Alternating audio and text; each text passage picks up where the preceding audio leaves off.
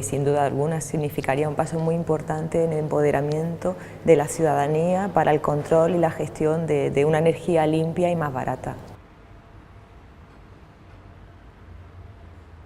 Además de lo que es la participación ciudadana, desde el punto de vista social, un mayor empoderamiento de la ciudadanía, como ya he dicho anteriormente, significaría un mayor ingreso, unos mayores ingresos para las arcas municipales, si se hace desde el nivel local,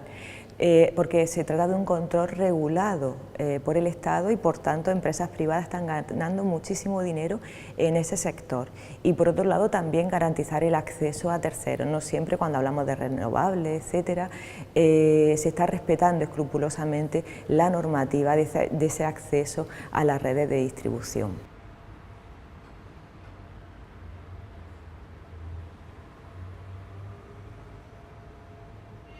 Fundamentalmente tenemos una legislación que está hecha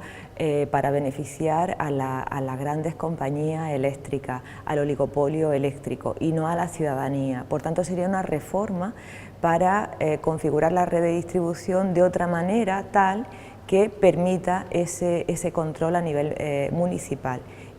o una mayor participación ciudadana para conseguir ese control de las redes de distribución.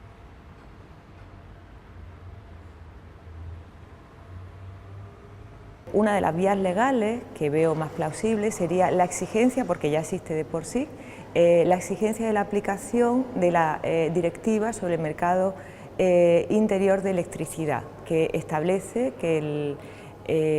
da la posibilidad a los estados de distinguir entre titularidad y gestión de las redes, aparte de una reforma de la normativa pues, sobre las líneas de distribución y determinados conceptos que impiden ese control por parte de los particulares.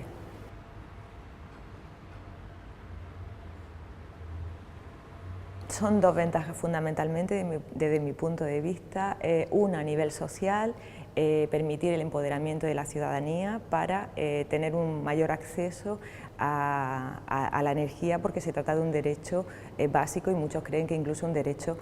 universal. Y otra de las ventajas, sin duda alguna, desde un punto de vista económico, es que una gestión pública significa un mayor ahorro y además, como se trata de un sector regulado, es decir, pagado por el Estado, va a significar unos ingresos para las entidades municipales que gestionen estas redes de distribución, sin duda alguna, y por tanto una mayor riqueza en general.